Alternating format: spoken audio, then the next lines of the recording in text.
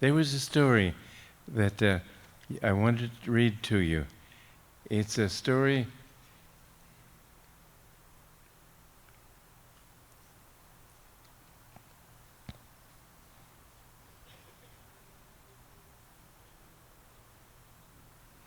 of Mr. Black, who was a very highly developed disciple of Yogananda. He said to me, I was visiting Master in Encinitas. It was raining heavily and I was in my bedroom, glad to be out of the weather. Just then, a young monk knocked on the door and told me that Master wanted me to go with him for a drive. I looked doubtfully out the window. The rain was falling, if anything, even harder than before. Well, I said to myself, if he says so, but I wonder if we'll even be able to see through the car window. I put on some protective clothing, then went to the front door, only a few feet away, as you know. I went outdoors, then stopped in astonishment. The rain had ceased, the sky was blue. There was no sign even of dampness anywhere. The car and the ground around it were dry. I looked at Master in amazement.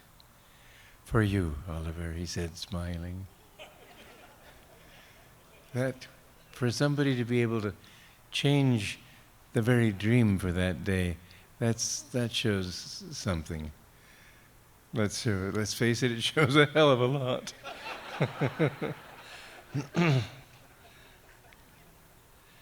There's a carrot juice story in which Master was serving about 10 guests, I think, in Encinitas, and he decided he wanted to give them some of the carrot juice that was processed in the processing plant there. And he asked the disciple to come and bring some of the carrot juice. The disciple said, well, sir, all the carrot juice is exhausted. Master said, isn't there a little bit there? Yeah, there's enough for a little small cup. Master said, well, bring that. And he put it in a pitcher and poured from the pitcher. He poured out a full glass for 10 people, and at the end the pitcher was just as full as before. It had just as much carrot juice, not full, but it was the same.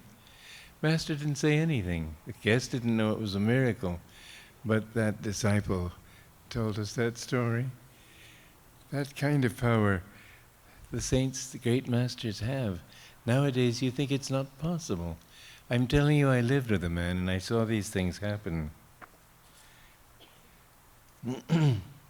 One time he was in Serampore and he passed a house and people were lamenting. And I think it was the friend of a friend of his. Anyway, he went into the house. It turned out somebody had died.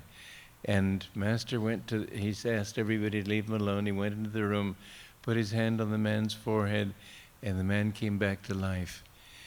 And Dr. Lewis asked Master years later, would you have gone in there if Divine Mother hadn't told you to? He said, no, I only do what she tells me to. I never do anything else. One time I was with Norman, another disciple, and we were plastering a garage on the entrance to Mount Washington.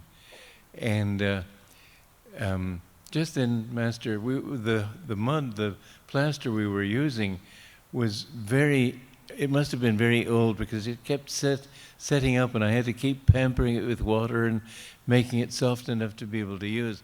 I had just poured a new batch of plaster onto the board when Master's car drove up.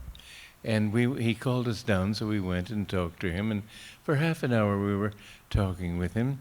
And we were happy to talk with him, of course. But in the back of our minds we were thinking, well, we'll have to take a sledgehammer to that plaster. And we got back, it was completely fresh. It stayed soft the whole day. He didn't say anything, but miracles just kept happening around him.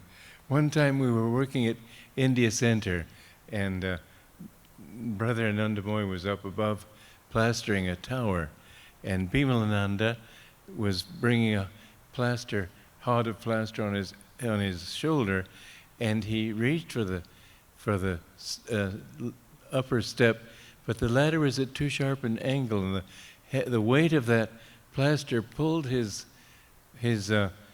ladder out into the air, and it looked as if he would fall. And 20 feet down, it might have easily killed him. And he just thought of Master and said, "Om."